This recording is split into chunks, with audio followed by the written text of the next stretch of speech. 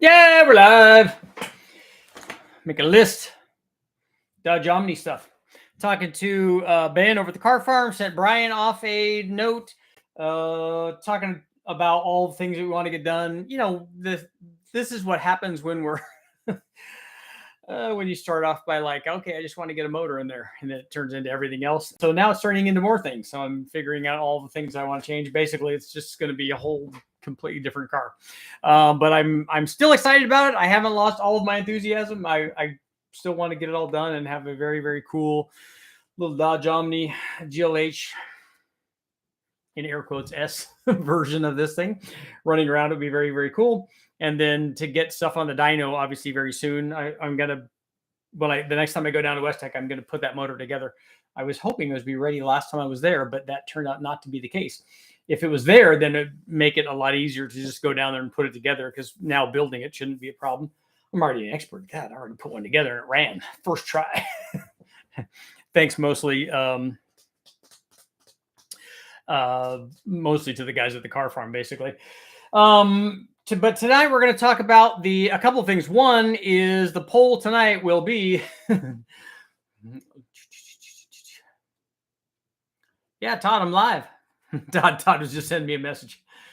So the poll tonight will be, should Richard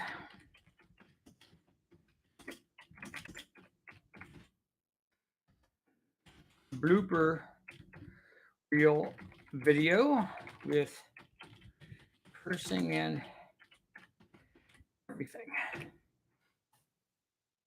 Should Richard do a blooper reel video with cursing and everything? That will be the poll for tonight. It better be 100.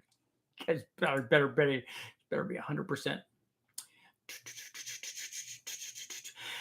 So that's the question. Is, I know it might seem like everything just runs off smoothly and perfectly, but it really doesn't.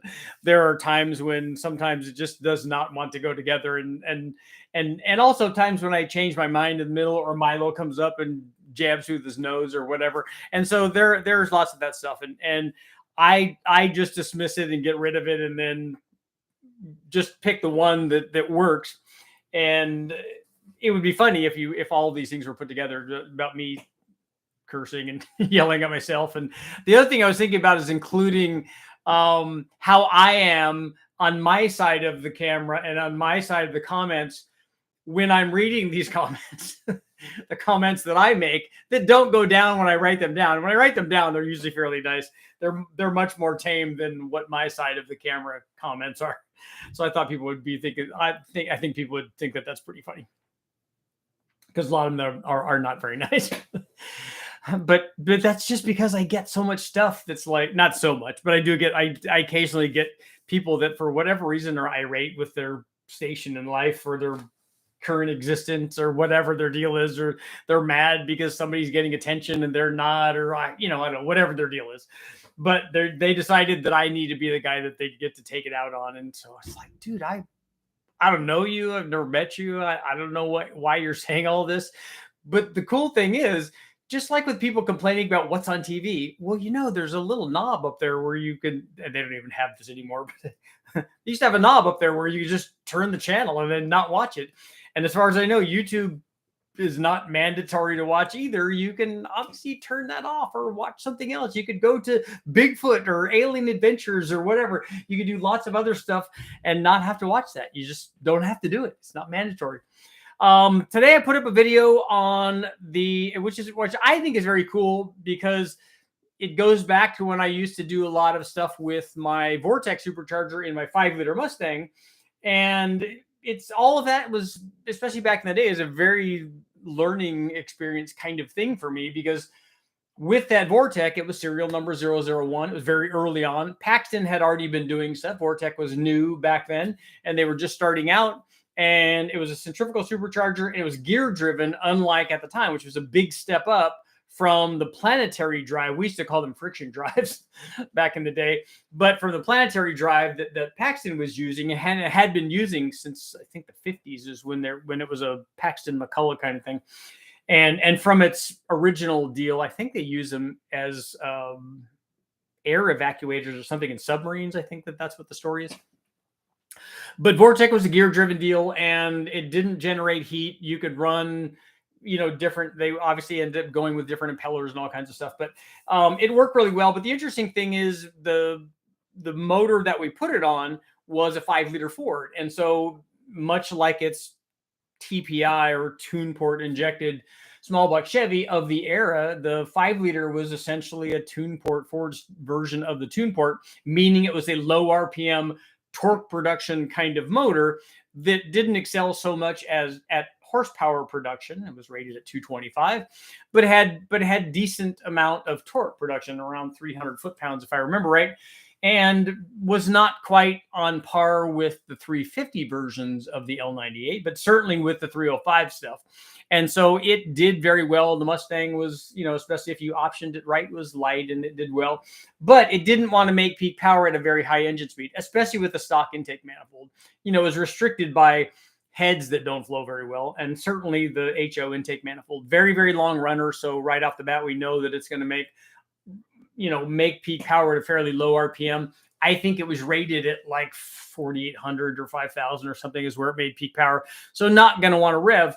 But the addition of the centrifugal supercharger, putting the Vortec on there, and then particularly after we made upgrades to the motor, so we put, a GT40 intake manifold or a Cobra intake manifold, but heads and the camshaft certainly did that.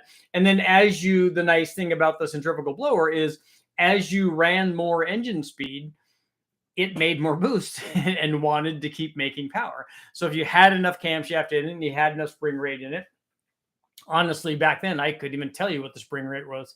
I just know it had trick flow heads, trick flow KPI heads on it. What turned out to eventually be the high port heads. It had the crane version of the comp cam, the 224, 232 cam, which worked very well. It's lots of people use that spec cam now, and it worked very well. But the thing is, this is what I wanted to show in the video that I put up today, is that where the motor makes power naturally aspirated, like had I run my motor NA, which I did for a long time, but we never ran it on a chassis dyno. I would only do that much later. We would run it at the first chassis dyno test that I ever did was in my Mustang when I was sitting with a bunch of sandbags in the trunk with another guy just trying to get the thing strapped down. But the cool thing is, because of the rising boost curve offered by a centrifugal blower, and it's typical of all of the centrifugal blowers, of Torque Storm, Vortec, Paxton, ProCharger, if you look at the way that it does it, the examples that I used in the video are it went from 3 pounds to like 11 pounds. And that's pretty normal for that kind of thing. When you first start off down low, there's not a lot of boost. It rises pretty good with engine speed and makes peak boost out at peak RPM. And what also happens when you do that is that it raises the RPM where the motor makes peak power, because it artificially increases the VE of the motor. It thinks it's like, hey, I've got a bunch of extra airflow going in. I haven't lost my zing yet. I'm going to keep going. And so like on the small block, we went from 5,500 to 63 or 6,400 or something. And obviously some of that is going to depend on what blower you're using and how fast you're wicking it up and the pulleys that you have on it and stuff for how far it's going to keep going, because you could eventually get to the flow limit of the blower itself, depending on what you're multiplying. You start out with a 600 horsepower motor and you have an 800 horsepower blower and you get up near 800 horsepower, it's just going to roll off. But if you have lots of blower, like we had on the ProCharger, and then on the big block, we had an F1A94, we were going on our way to making 1,200. It was in the 1,150 range, but still had more to go. We had made more with that blower. But with that pulley ratio, that's the other thing, is it depends on how fast you're spinning the blower. Are you spinning it all the way? I mean, we weren't anywhere near the impeller speed limit of the F1A94 in the big block. But it will keep going. It just won't keep going indefinitely, is kind of what I'm saying. Because it will eventually, what the engine wants, and based on cylinder head flow and cam timing and intake manifold, will eventually take back control and say, hey, look, we're not going to just keep rising with boost and keep making more and more power at higher RPM. It will level off, and then it will eventually fall off at some point. But it was cool to be able to illustrate that and show exactly what the differences are and how that happens. Now, there are other there's other forms of force induction that we use to duplicate that. We could, I have seen rising boost curves from other twin screw superchargers, not to the same extent. Usually they start higher and then they have not as aggressive of a ramp because it's rising, but not in the way that the centrifugal does, because it doesn't start as low. But it is a slightly rising curve, and we kind of see that. You could also mimic that, which is what we hope to do on the Big Bang motors coming up, on some of them, certainly on the big block. We want to limit boost production down low and then have it come in relation to engine speed. So we want to create a centrifugal supercharger curve, but with a turbo, by opening the wastegate and have it only make the good boost that we want at the top of the RPM range, not in the torque area where we think it probably is what is going to be responsible for breaking a connecting rod, which is what we think probably will break on the Big Bang, on these Big Bang motors, probably connecting rod.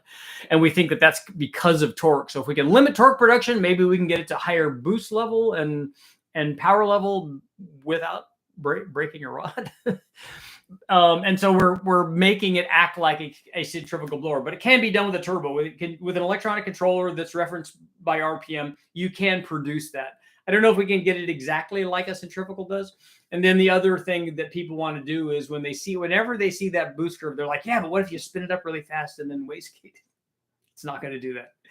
It's not going to make a curve like a turbo can, or like the other blowers do. That's why they're different. That's why they call it. That's why there is that word in the English language. That's why it is different. So let's see what you guys have to say. Oh, we're only looking at 88%. It's got to be at 100, otherwise it doesn't happen.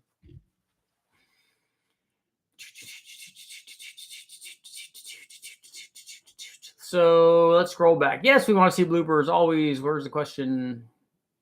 Where's the party?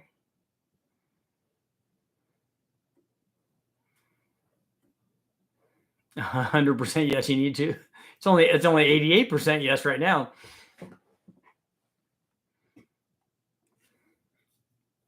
Just be glad you don't have a Great Dane. I like Great Danes, although they do our size and eat like horses, though.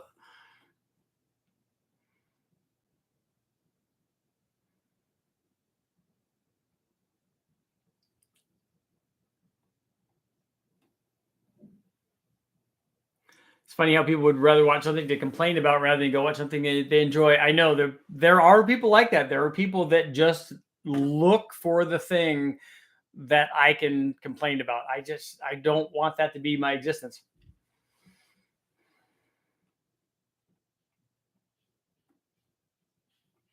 Studebaker did use the Paxton and McCullough superchargers.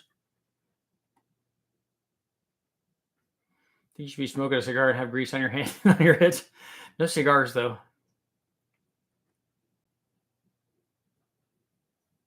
Just want to see a blooper reel of Richard where he finds a box of 30 10mm sockets.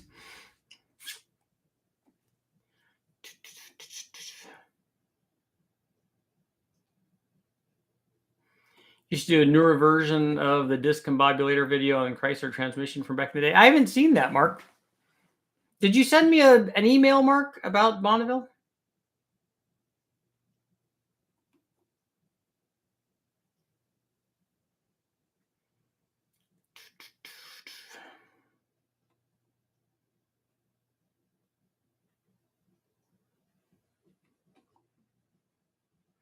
Is Richard suggesting to dive down a conspiracy theory rabbit hole rather than turning into his gearhead propaganda? I don't understand what the comment is. What rabbit hole? The what was our thing? The blooper reel rabbit hole? I thought Andy Granatelli developed the Paxton supercharger. He did. He started Paxton superchargers, but I don't know that he developed it. It was in use by that supercharger was in use by the military before that. I don't think Andy Granatelli's alive anymore, right?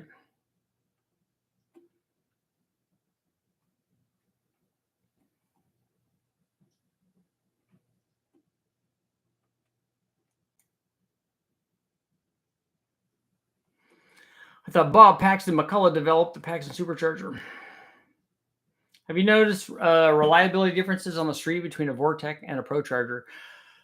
I haven't ever seen reliability problems with either one of those. I haven't had a ProCharger. I had lots of ProChargers. We run them on the dyno a lot.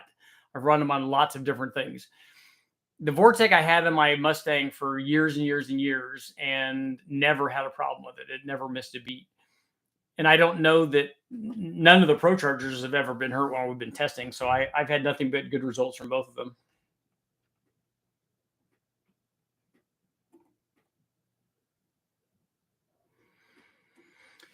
I've been talking to one of the guys in the old McCulloughs recently. Did you know that they were clutch? Yeah, the McCulloughs were. Some of them were. I want to see Richard swear with Batman style balloons. Kapow, blam. It's definitely going to have to be bleeped.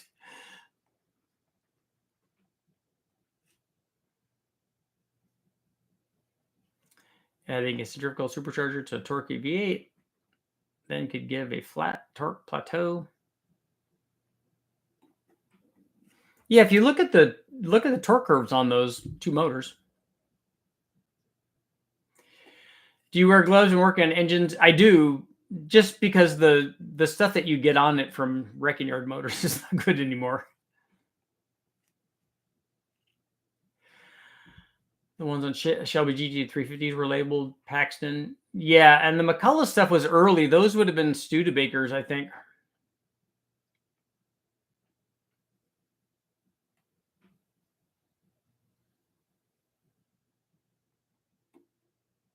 I think you find a box full of gold-plated 10mm sockets at the end of the rainbow. Did you see my post I made on the rainbow? We had a double rainbow outside our house, except I likened it to a dyno graph. What if you had the ability to speed up or slow down the centrifugal blower relative to crankshaft speed? Yeah, if you could have it maybe hooked to a CVT trans where the centrifugal supercharger is spinning maximum speed all the time, then you could do stuff, but that's not really realistic.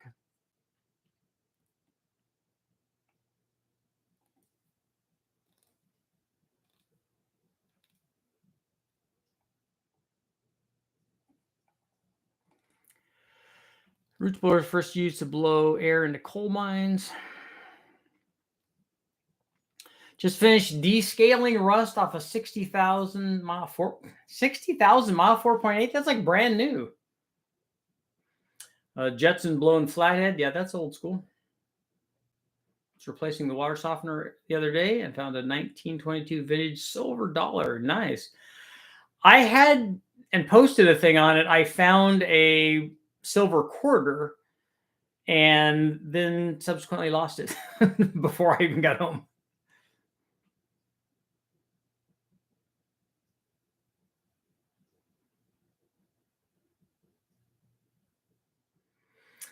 There's a company that has a CVT on a centrifugal. ProCharger makes the unit like that, but it's small.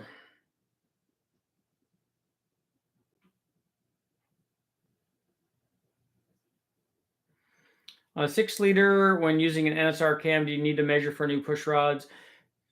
You're doing that when you bolt the rockers on anyway, so it's a good idea. You should get in a habit of doing that as you're bolting the rockers back on, and just in the back of your mind go, oh yeah, that was a turn or a turn and a half past zero lash. Silver quarters feel different. They do. They feel like a different weight. And also, I just lined a bunch of them up for the photo, and you could see copper, copper, copper, no copper, copper, copper, copper, copper. And so you can see all of it, and it's fairly evident.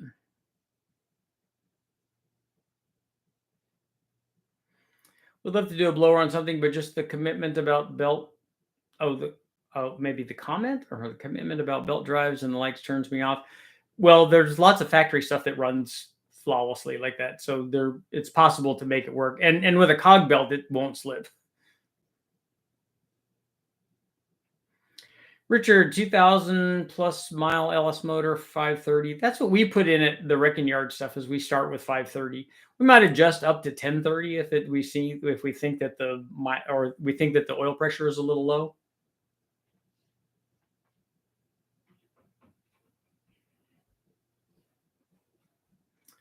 An M90 on my 258 along with the turbo. So you want both of them.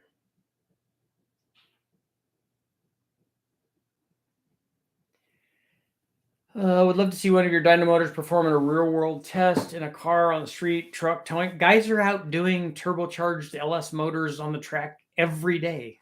So it does the same thing.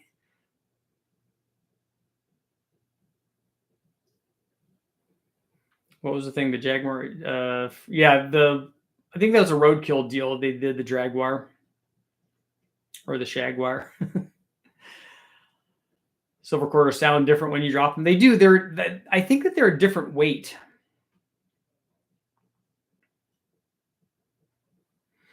Yeah, Dan, they have lots of stuff happen to them that's less than ideal.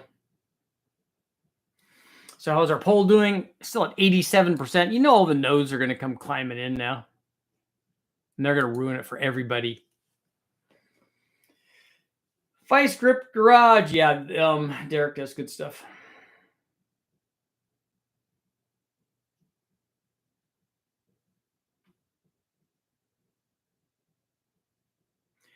I have a stack of $2 bills. I have some of them up here too. No, not $2 bills. I did have a couple of those. I have silver certificates. Seems like you always shoot for maximum horsepower. In fact, the 3 or 4 times that I have compared to the thousands that I haven't, that's not accurate. Remember the old Powerdyne belt-driven superchargers? I did a lot of work with those guys because one of the guys that owned was one of the owners of Vortec, split off and opened Powerdyne. So I did a bunch of stuff with Jim over there at Powerdyne and tested them a lot.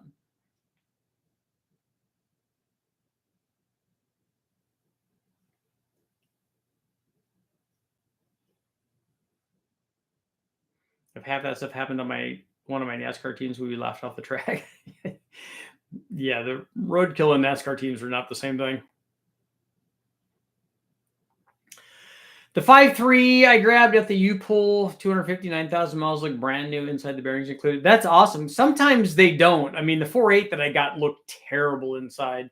And even the 5.3 L33, if I was going to put it in something, I would thoroughly clean it on the inside. It's got a lot of what looks like Pennzoil death. Have you or are you doing a book with SA design search but didn't see anything? I have 10 of them that I've done, but I'm not doing one currently. In fact, I just got a check today for one of my books for one of my Honda performance books, $40. I would say cash, but it's not. It's a check.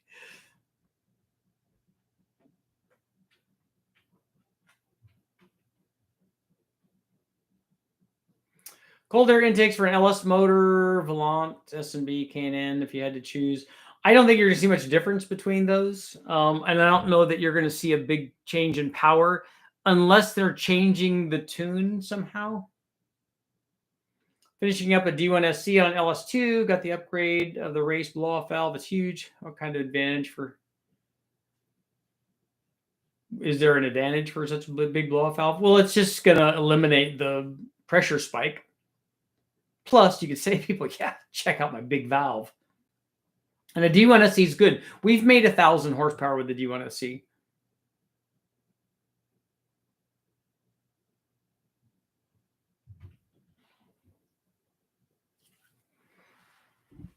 I've learned a bunch about. I should save a bunch of the comments and read them while we're out doing our live feed. Pennzoil death thing described as amusing. Whether it's true or a myth, it's true that it leaves deposits there. We see that a lot all the time. Whether or not it's that level of detriment to it. I don't think so. It just shows that the guys, whoever had this truck before, or this motor before, never changed the oil or very little.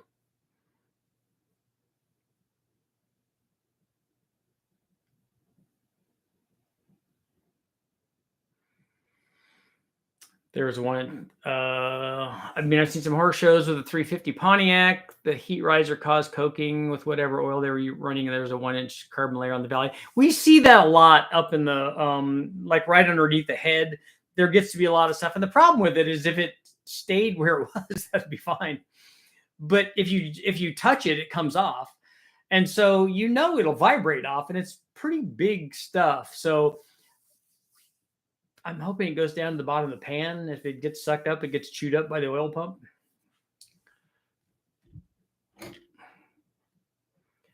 How much did you pay for the junkyard L33? If you're why wouldn't I be allowed to say? I think it was around $400 because we stripped everything off of it. I got a Gen 4 LQ4, Gen 3 LQ4 for $1,000. Took the valve exhaust and it's spotless. How do I tell the mileage? The only way to tell the mileage is to look at the vehicle that you took it out of. You should do a top 10 questions in the chat. They're obviously from someone that has never looked under the hood. Let's see.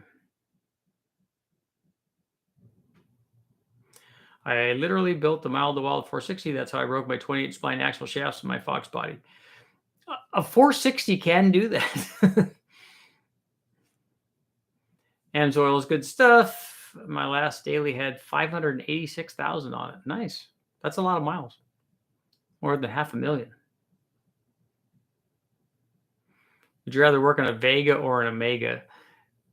I think Vega. An Omega would be too much like the Nova, which I had for a while.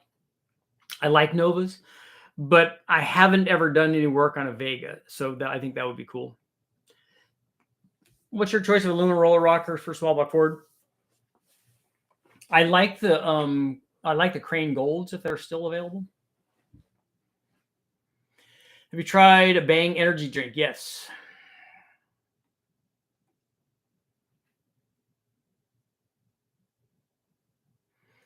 I will say it was the first engine I took a vacuum cleaner to in the lifter valley. It was all around the push rods too, and clogged one of the oil drains and took out the cam lobe.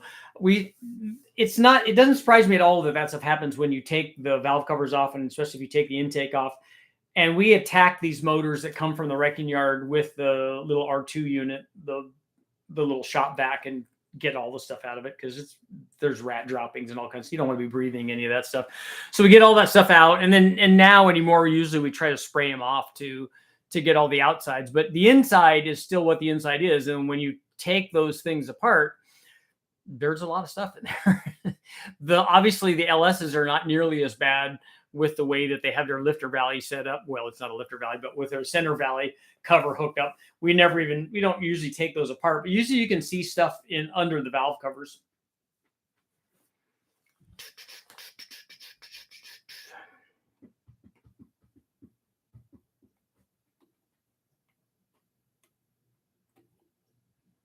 Pretty common back in the day. The coking was pretty bad when you pulled the intakes. Yep. Found the very tip of one of my chain guides in a 4.46 2-valve. Should be scared. We've seen that happen before. Other guys, thumbs up, Ozark. Thank you very much. Just say no to stock hackles if you're running slicks and a big block, because was that an automatic that you were running that big block with?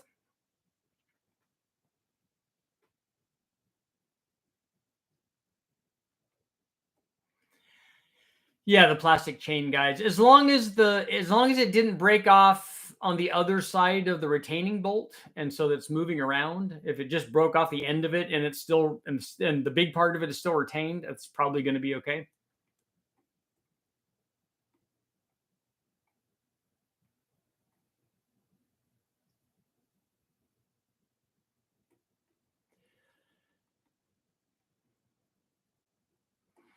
Dylan, will a bad barbell make my 6-liter? Usually not having it there will make it have no oil pressure. There are a lot of things that can happen there. The barbell is one of them. There's a freeze plug behind the front cover that will definitely do it. The pickup O-ring is definitely one of the things. The filter assembly would also be something I would look at.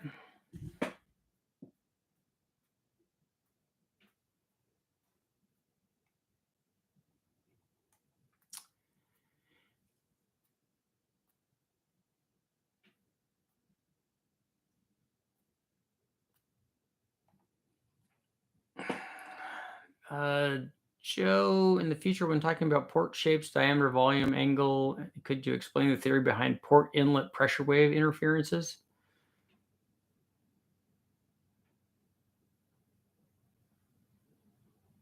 Are you talking about reflected waves? I found extra crank bearing half. That's not good. Van from your Fox body. I drove around for a long time after dropping one of my oil pump, the drive shaft for the oil pump. So I put another one in there with the distributor and went into the oil pump, and it didn't have the little holder in it because we didn't put it in beforehand, or we did put it in beforehand, but without the little piece. And when I went to pull the distributor out, it came out and then fell down in and was banned. Luckily, it went down in the pan and was found a happy place, I guess, and didn't end up hurting anything. What do you think about Ken Block's new car? Is that the Audi? Is that what it is? He does amazing stuff. Oh, you have a T5. Okay, that would explain stuff. I have a 68 427 tall deck. Should I freshen it or stroke it and pro charge it? You can do all of that. The tall deck is big and heavy, and there's not a lot of intakes for it, but all of that can be done.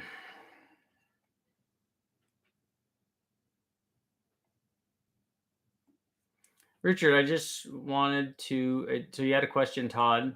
I'm running a 7.4 Mellings push rods with that cam. I think 7.4 is the stock length. I'll have to look and see what. I don't know push rod length with a camshaft unless I measure it. This piston to valve clearance is a 228, 230. That's a sloppy stage 2. That's not going to have an interference problem. It's not going to have a piston to valve clearance problem.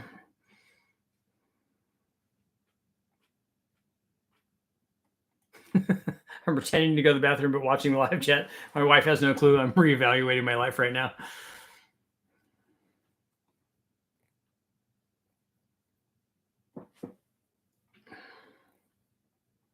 Dropped oil pump drive shaft, my first 5 liter. My buddy fished it out with a magnet. That's good. Cam thrust plate. I haven't seen those go bad, and the cam thrust plate would have to be it'd have to be really bad if it was leaking for no oil pressure. I had a coworker drop the oil pump drive in the pan. Poor kid looked white as a ghost. I said, no problem. 10 seconds later, I fished it out with a flexi magnet. Yep.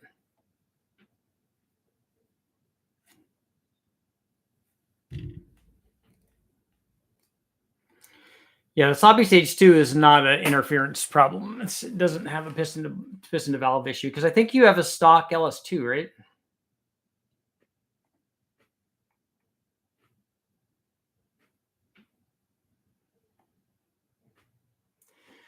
Look for email from me and let me know about 655 Dodge Head. When are you jumping back on the 2.2? Hopefully my next trip down to West Tech, we're going to run that early one.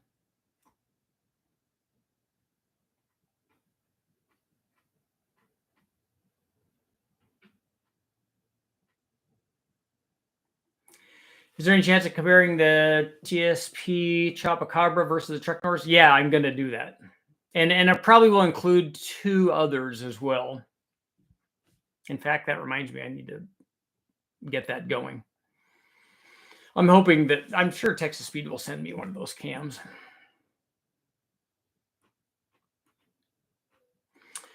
When you do a Super Richie rebuild and a cam swap, do you always measure pushrod length? I always measure pushrod length in that whenever I bolt rockers on, if I just did a cam swap, I always in the back of my mind am tightening it down and figuring out how many turns it is. Because if it goes to 2 turns, then I have to do a pushrod swap.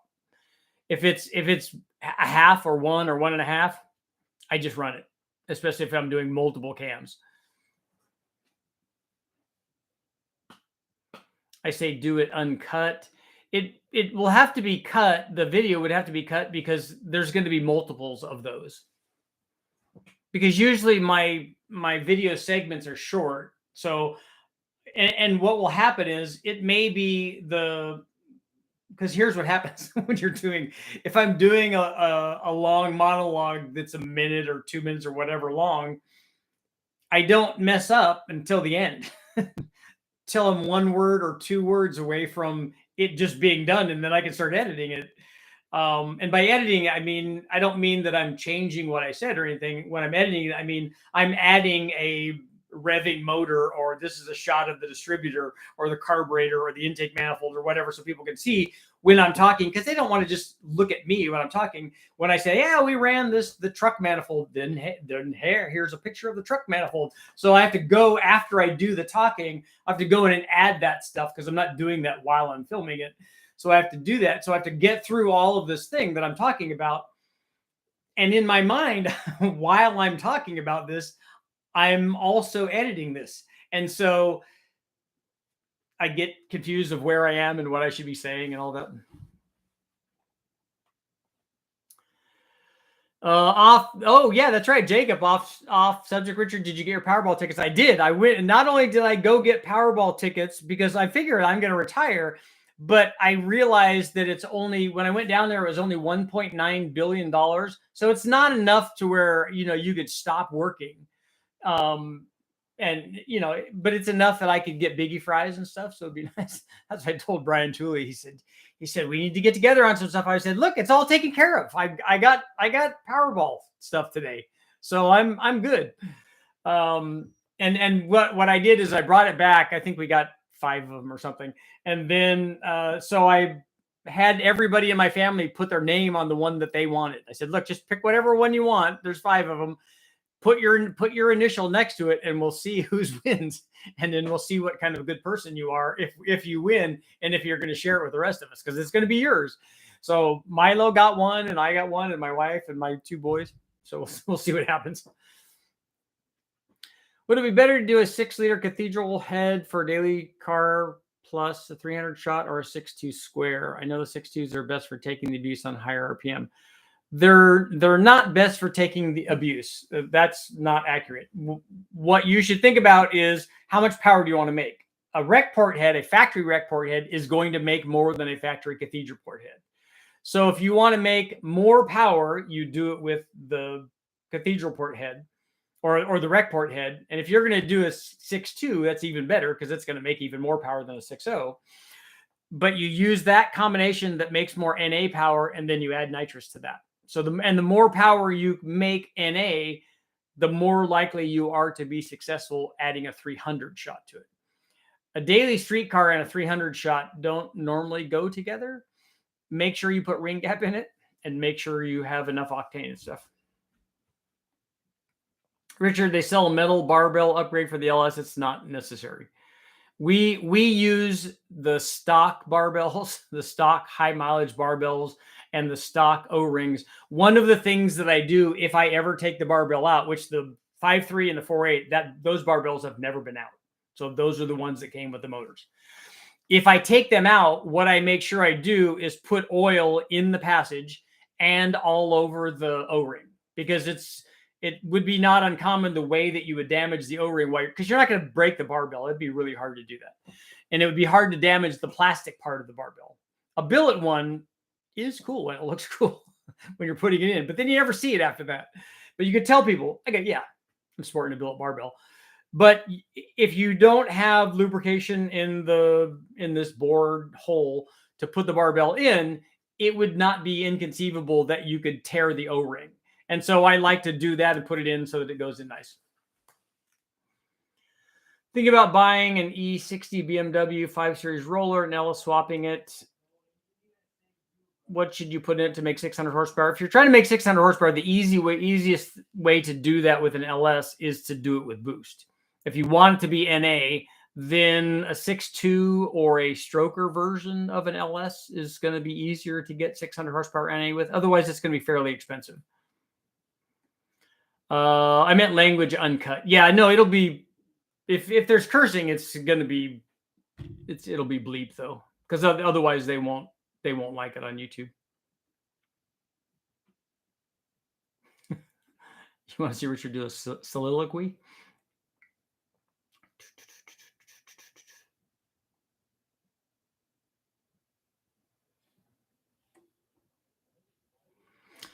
What do you think about the Elgin 218 you ran paired with a single GT 3582 T4 on a 5.3 for towing? I think that the 3582 is going to be a tad on the small side for a 5.3, unless you're running very low boost. But that cam will work fine.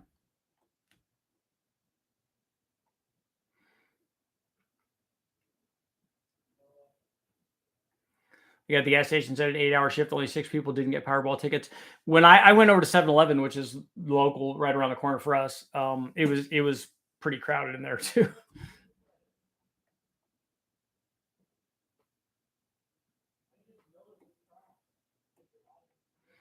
I was disappointed though. I saw at when it was at 1.9 billion. I'm sure it's going to be over 2 billion by the time they announce, which they may have already announced the winner.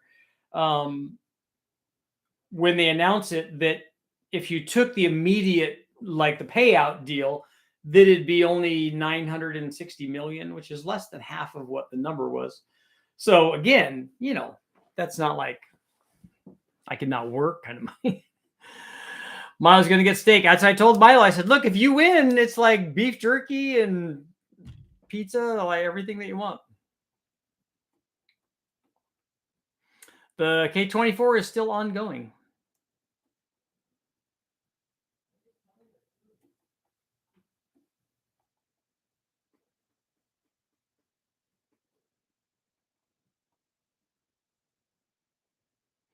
Like, see how many engines you have blown. The ones that I've blown up are ones that were usually done purposely. Like we did a bunch of them for the show that I came up with, which was Wheel of Death, which is destroying motors purposely, but in a fun way. And then the Big Bang motors also. I haven't ruined. I'd have to go back and think hard about motors that have hurt themselves and not worked after that, like by mistake.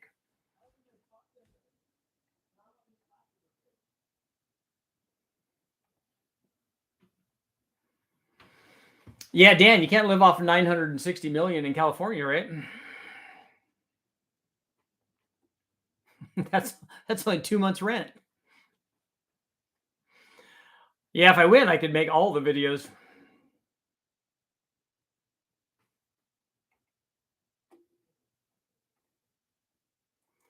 you're building a stock bottom end 6.0 for drag racing, 1,000 horsepower. Yeah, the 1,000 horsepower to 1,200 horsepower is still in the range of any cylinder head. Any head that you put on any factory head that you put on a 6-liter will be able to make that without any problem. So you can pick whatever one you want. All of them will do that. And you need to pick a 1,200 horsepower turbo. So you need to pick an S480 or an S488 or S485, that size turbo.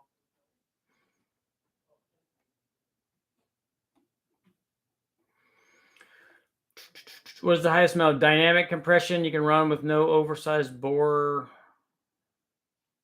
Why is the oversized bore going to change anything? 302 and quench of 37. Bloopers, carb, high compression, 302, NA blow up. The dynamic compression is not going to be what determines your detonation threshold. It's going to be one thing. There's lots of other things.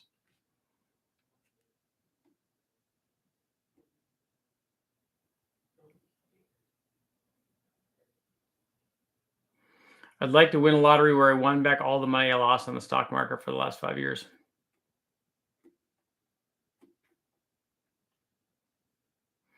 I haven't lost any money in the stock market in the last 5 years.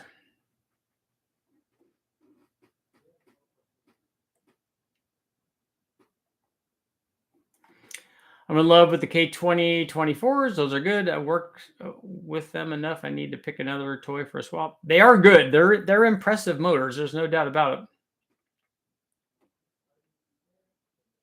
I'd like to see an LS held at 10,000 RPM. That seems like a lot.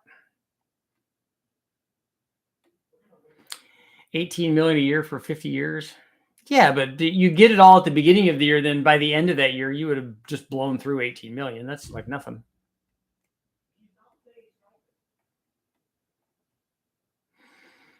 If all you did was took $18 million and invested it and got 10%, which is pretty easy to do, you could live pretty comfortably and never spend the money.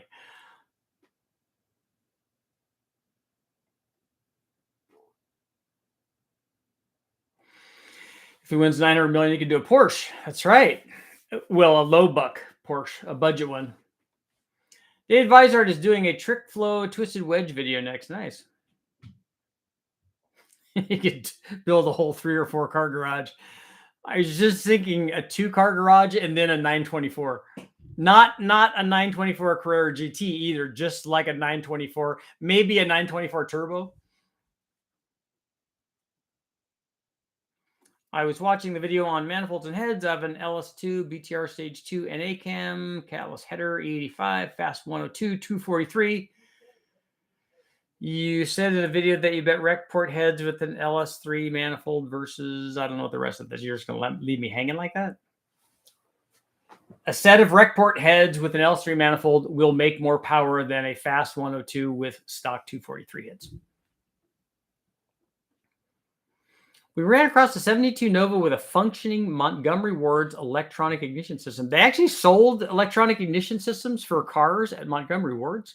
I don't remember seeing the automotive section there. Andrew, how much power are you trying to make? That's always the question you need to ask yourself. If you're talking about turbos, your first question to yourself, not even to somebody else, is how much power do I want? Any turbo, any engine or motor. That's the first question. What turbo should I use? Well, I'm always going to ask you, how much power do you want to make? So ask yourself that first, and then don't use the word thoughts.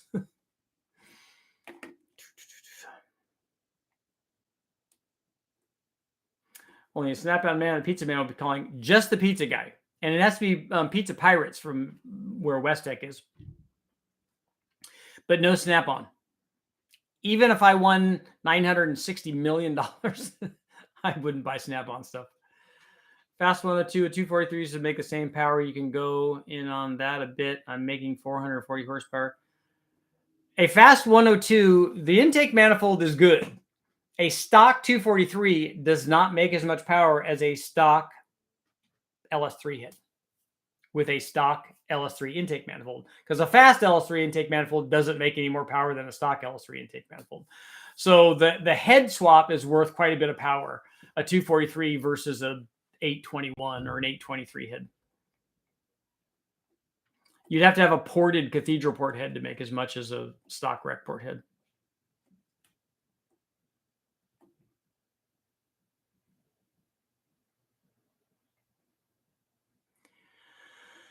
Uh, 924 K24 turbo, that would be good.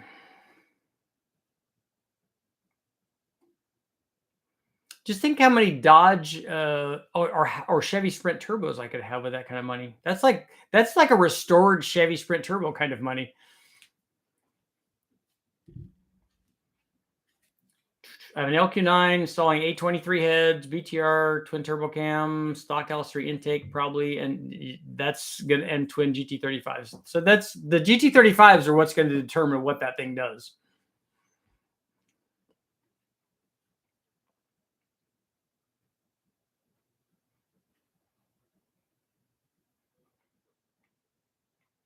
Montgomery Wards. I would like a 924 turbo. Actually, I think I would like a 944 turbo, but a 924 Carrera GT would be cool because it's really super other guys, even for Porsche. Blooper reels can be fun to watch. Snap-on or Matco. Well, my choice is Harbor Freight. I don't get either one of those. I don't go on tool trucks. That's just me. I have one piece of Snap-on. I have one Snap-on tool. It's a ratchet. It's a 3/8 with a long deal. And it was given to me by somebody else. Thank you, Tom, for doing that, by the way. So that's the only one that I have. And it's nice. It works. Why don't you see a lot of guys running or building higher horsepower aluminum 6.2s? I normally don't use that block to make high horsepower turbo stuff, but you can make lots of NA power with those.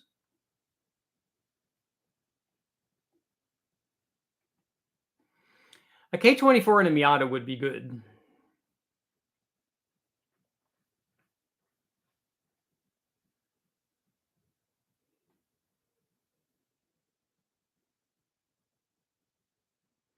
What's the correct 2-bolt oil cover delete cover for a muscle car oil pan? I don't know.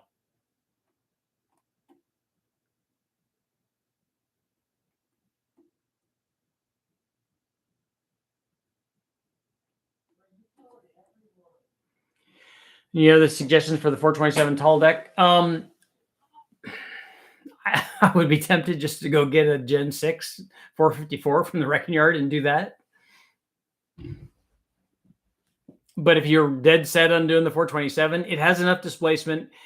It's not a great motor. It's a truck motor. But that being said, it is a big block Chevy. You can put a camshaft in it. They still have timing sets for those. You can put heads on it if you want. You know, all of that stuff works. There just aren't a lot of intake manifolds for those.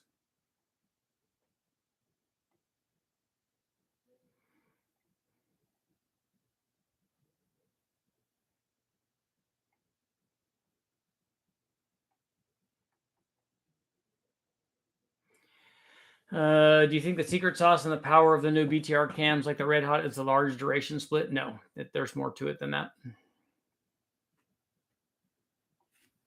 In your experience, is 2.25 hot side pipe large enough to support 900 horsepower? I'm trying to think. Yes, I know that it is because we on the Big Bang 4.8 and 5.3 running from the, because what is the outlet size of the stock exhaust manifold? We've done 4-digit stuff with stock exhaust manifolds, and we did the Big Bang stuff, the early on stuff. The 4.8 and the 5.3 were both run with JBA shorty headers, and one side had a 2.5 and one side had a 3-inch, I think. 2.25 should be enough. Although I don't know why you would pick that and not 2.5 is probably more common. When I hit the lottery, my next tool set would come with a new McLaren. I would have to say, if I had that, if I won that kind of money, it wouldn't be a new McLaren. They're nice, but they're not a McLaren F1. I would have a McLaren F1, and then I would modify it. Because you can't have just regular people in Bugattis and new McLarens being faster than you. The McLaren F1 would be, it'd be like 1,000 horsepower one or something, which would be easy to get from that motor.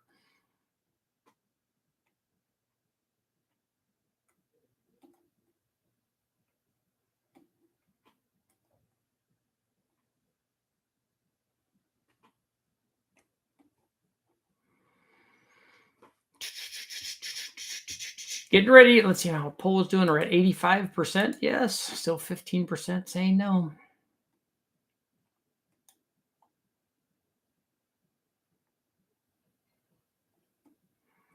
You buy Snap-on tools from someone getting out of the business. Yeah.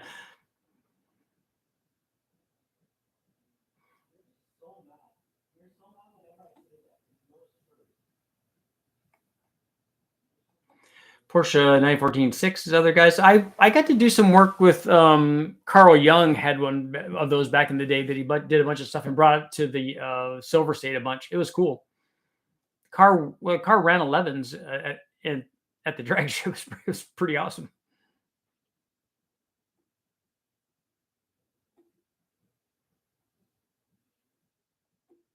I just saw an auction that 70 AMC Javelin complete sold for $10,500.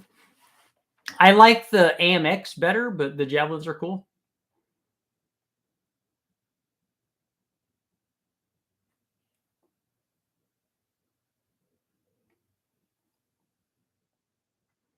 Speaking of tall deck engines, I like the CF366. What can I do to 350 Oldsmobile Rocket to give it a little pep? Headers, dual exhaust, distributor recurve, 4-barrel, intake manifold, camshaft, definitely. Port the heads, all that stuff works the same as every other motor. Get you ready to redo my first big block. Any points for doing a stock bore 396? Nice. I have one in my garage. I have a set of 3917215 heads and thinking about 527, 527, 279 duration the cam has. The lift is fine at 279 the duration at, is it the advertised duration? It must be. That can't be the number at 50 because that would be a really big camshaft with very, very low lift.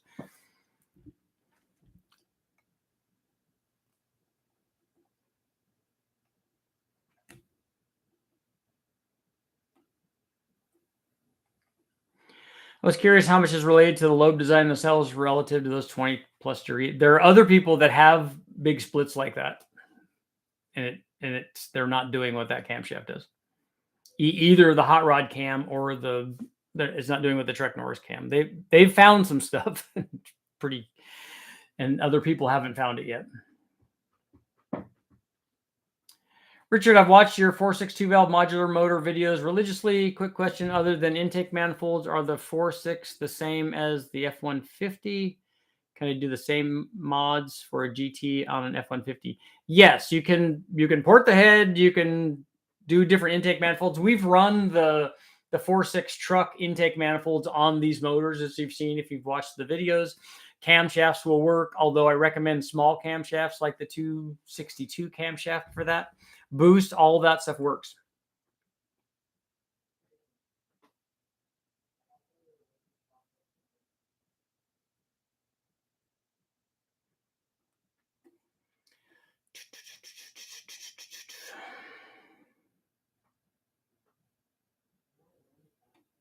I just reassembled an old car and don't have any parts left over. Is that normal? No, you need to take some of them out.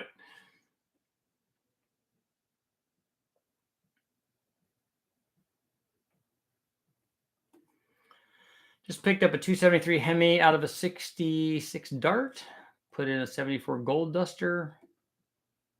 I've never done any work. I don't think I've even seen Dulcich have a 273 at West Tech. I don't think I've ever seen one of those run. But it's got to be the same as like a 318, right? I mean, it's just, if you want more power, you port the heads and put a cam in it and intake manifold.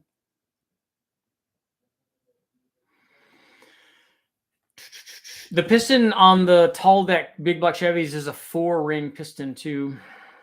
And then the block has a taller deck. Do they use a different rod on the tall deck? Or is it all in piston? 366 has a super tall piston with a 4th ring. Yeah, we were just talking about that.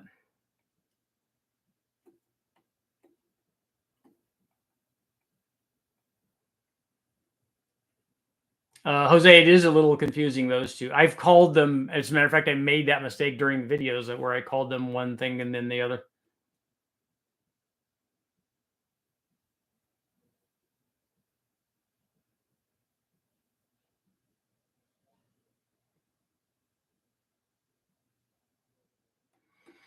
How do you know how much ring gap to set? Forge, hybrid, tech, and cast pistons are different. They're not different. That's piston to wall clearance. That's a different thing. Ring gap is ring gap. Ring gap is ring temperature.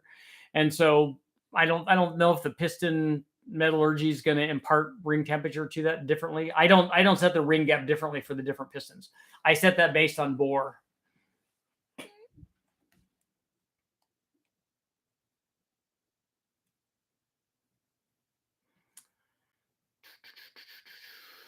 Will you do a video on the new Ford Godzilla motor? I don't have any of those, so not in the foreseeable future.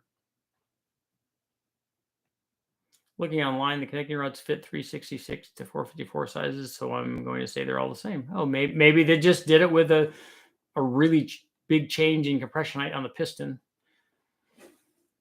I want to see what the difference is.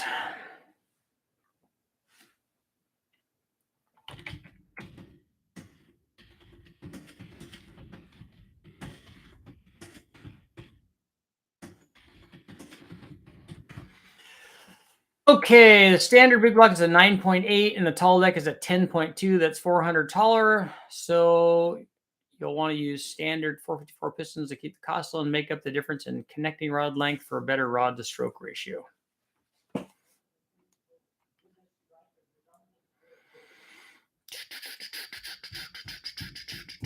So 9.8, so it's 400 thousandths. That seems like a lot.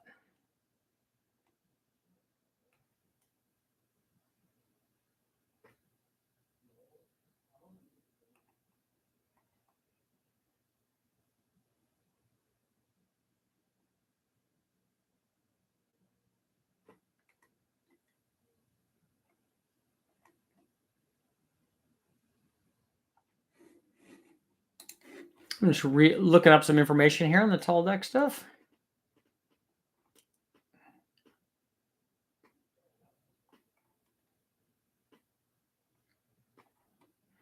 Tall deck. I got nothing.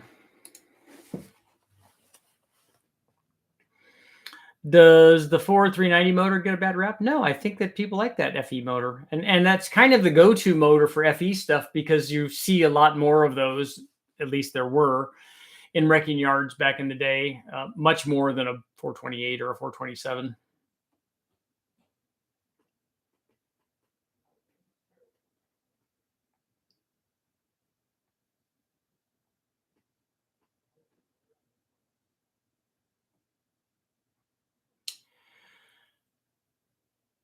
Is a big NA cam with lots of exhaust ration bad for blower cars? No. Whatever the cam does NA, the boost is just going to add to that. And all the boost isn't going to escape out the exhaust. That's not a real thing for most cars, for most engines.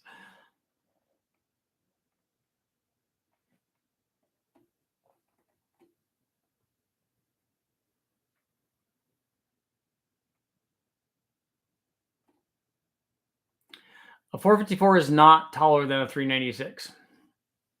Only the tall deck stuff, which is a 366 and a 427 tall deck specifically, change the physical dimensions. All of the other big blocks are the same.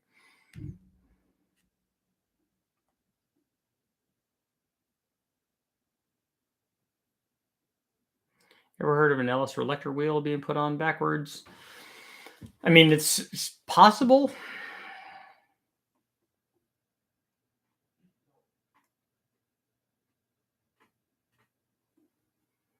When doing a single turbo, say the 7875, what would be the proper size lines for oil cooling?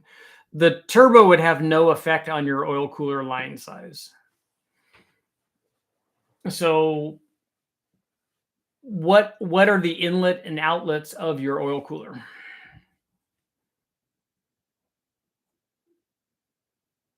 Let's see some ITBs with port injected spray and carb stacks on the juice as well. Adam, take a look at the Honda video that I did where we ran ITBs and moved the injectors out in front of the throttle bodies.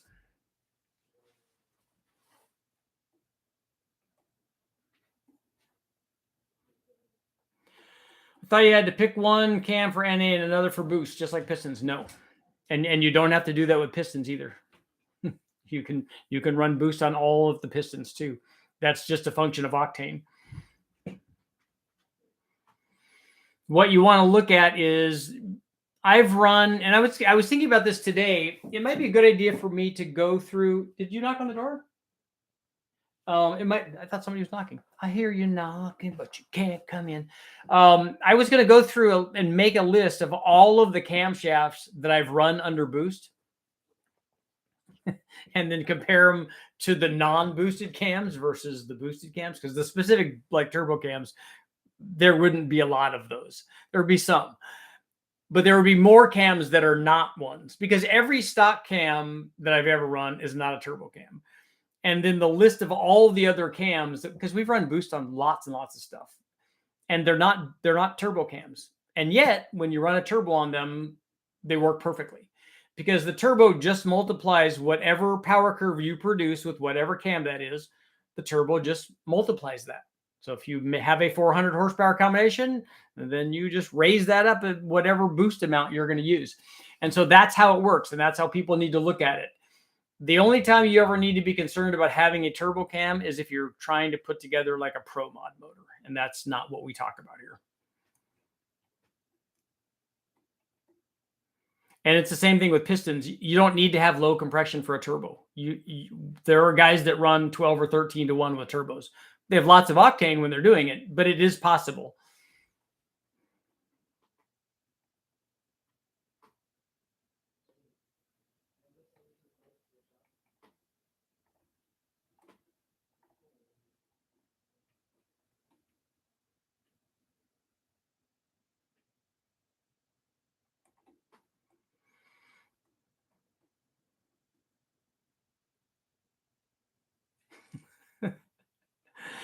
It's probably better that you're leaving.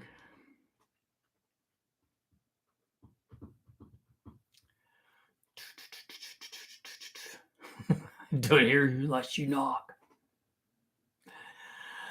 I'm running twins because I'm sure VS Racing 70.96 AR mirror turbos on my 416, 60 millimeter wastegate with a 9-pound spring, 60 millimeter blow off valve, struggling to get more than 5 pounds. Something's not hooked up correctly. That those turbos will make more than that. And we'll make this very, very easy. And there we have it.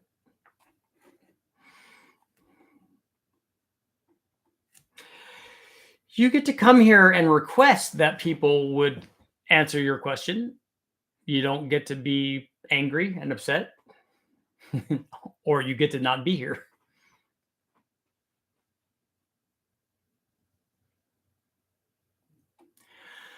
I'm also not sure that the rods and pistons of a 4200 are going to do what a 2JZ can. I don't see a lot of guys with stock rod and piston 2JZs making a whole bunch of power. Any 2JZ that I've seen that makes a lot of power is not a stock rod and piston, like with ring gap kind of thing. I don't know. A 4200 is going to make more than a 2JZ does. A stock one, a stock bottom end 4200, I would bet money would make more than a 2JZ. It's a lot bigger and it makes a lot more NA power. A 2JZ turbo motor doesn't make very much NA power. It has to run a lot of boost. And most guys that are doing stock bottom ends are not running that kind of power.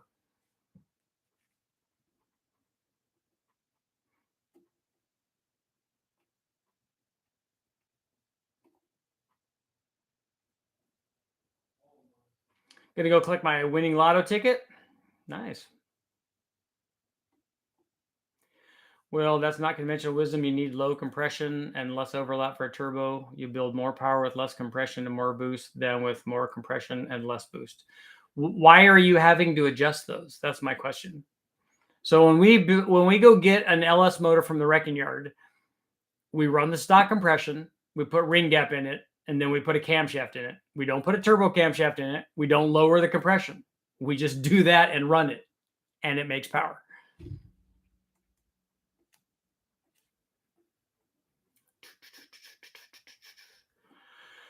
What time are you running on the LS E85, 25 pounds at wide open throttle? I don't know. I don't know that I've run 25 pounds yet on E85, but I'm guessing it's going to be in the 18 to 20 degrees probably. You said the 4200s are awesome. No, I don't think they're awesome. I'm just saying that if a stock 4200 probably makes, what's a stock like low compression 2JZ going to make? 200 horsepower? I think a stock 4200 and NA one, it's probably going to be closer to 300. And so it has a big advantage going in.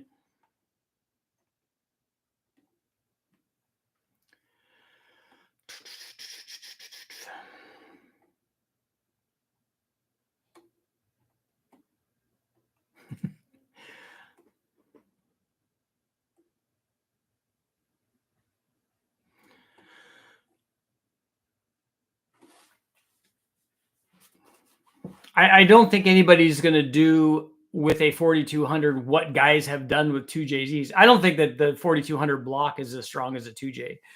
But the stock bottom end stuff, I don't think very many guys are making like millions of horsepower. I don't think you can like on a stock 2J. I don't think you make anywhere near what you can make on an LS with a stock bottom end.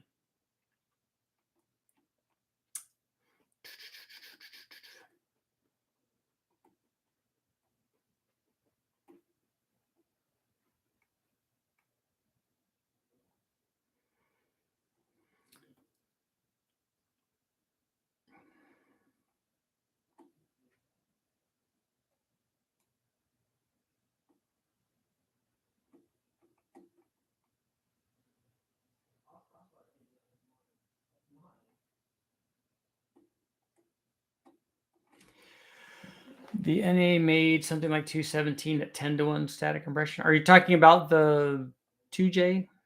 The NA1 made more than. I'm just talking about the nobody's boosting the NA version. Well, they could boost the NA versions, but I was talking about the turbo version. If you ran the turbo version NA, it doesn't start out making very much power on the 2J.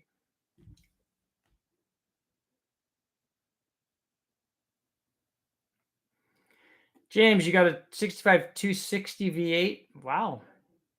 Now you need to find a 221.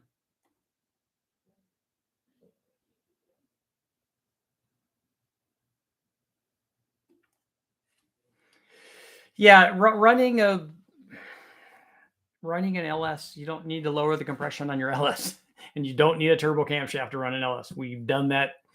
Not just me, but thousands and thousands of people out there are running around like that and running it on pump gas.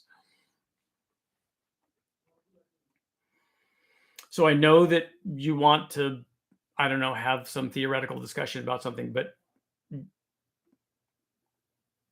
trust me, it works.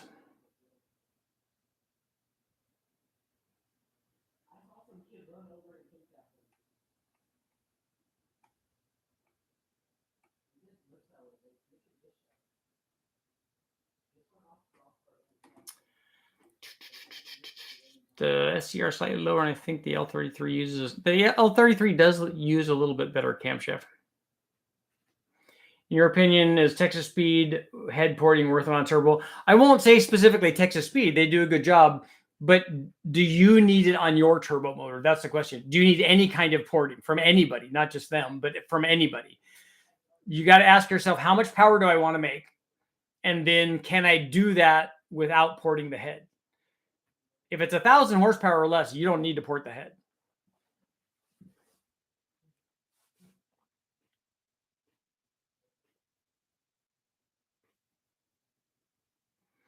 Boosted 5.3 LS Terminator X wants timing for idle, cruise, and wide open throttle. What's a good area to start with?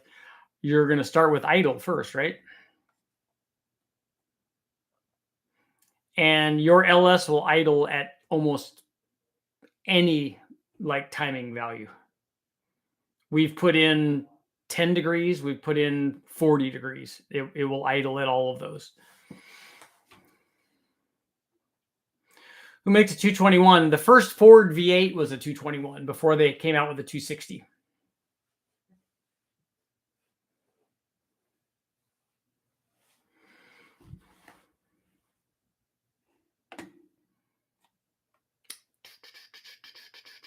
The videos that I would do on the blooper reel would not have any cursing. I think we went over that. So we're going to go ahead and close the poll at 87%. 13% saying no. Any sort of blooper reel would have, sound bites to cover up any sort of language.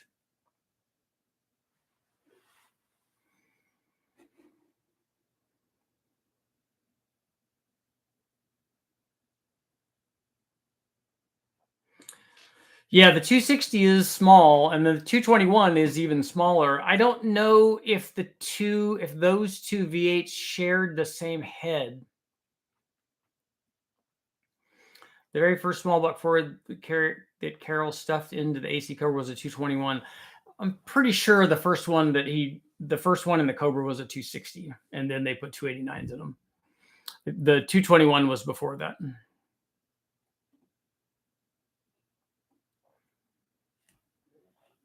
At least that's what it says in all my books.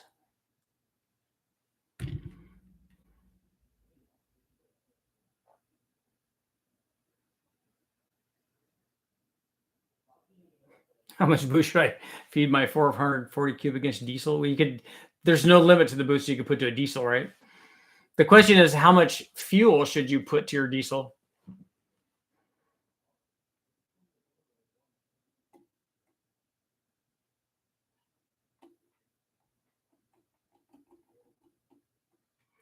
$265 is the original small block. Yep.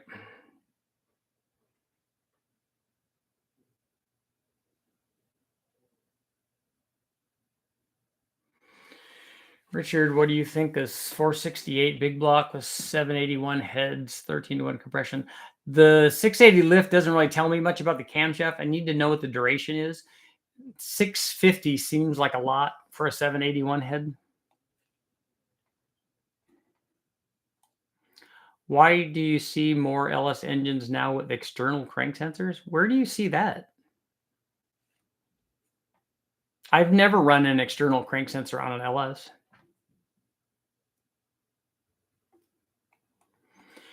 Yep. So lots of small block Chevys in the twos, 262, 265, 267.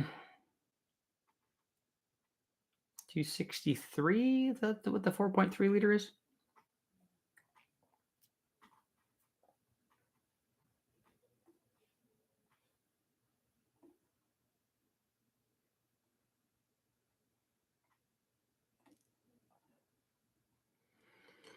Yeah, 200 psi. They run some big boost stuff on tractor pulls. So it's crazy, and the boost is not. It's weird because diesel stuff is they're adding the airflow because they're adding all of the fuel. Didn't Shelby put a 260 in the Tiger was the other one that they did, yeah.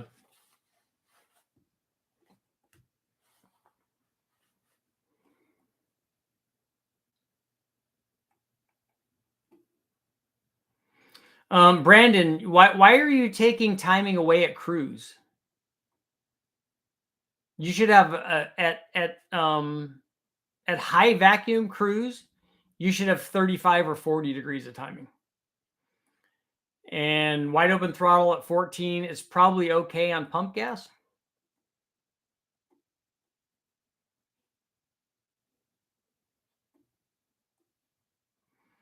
Richard, your stock crank will easily be able to do 700 horsepower.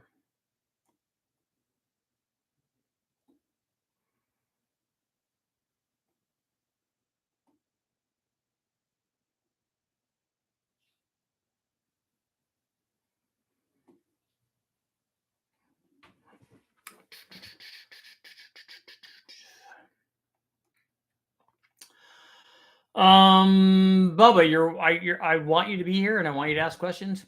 You can't have the word thought. You can't have the word thoughts in it though.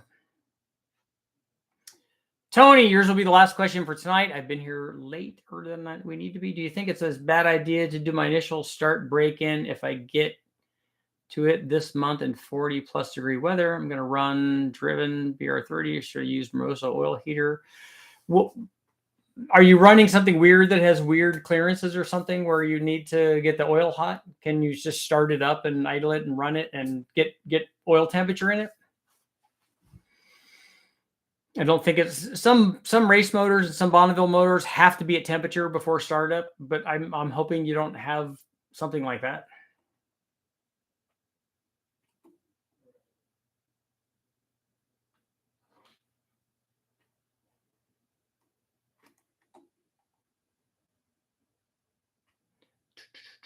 Yeah, Brandon, under cruise, you can have lots of every every timing curve that I've seen has lots of timing under cruise.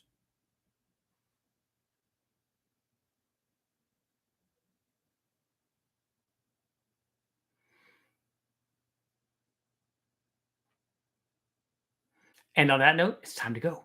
Thank you guys all for showing up. Thank you for everybody for giving me your opinion and doing it nicely, with the exception of one gentleman who wants to yell and scream and look at me, answer my question. No, we're not doing that. I'll see you guys all in the morning. And thanks everybody for who helped out.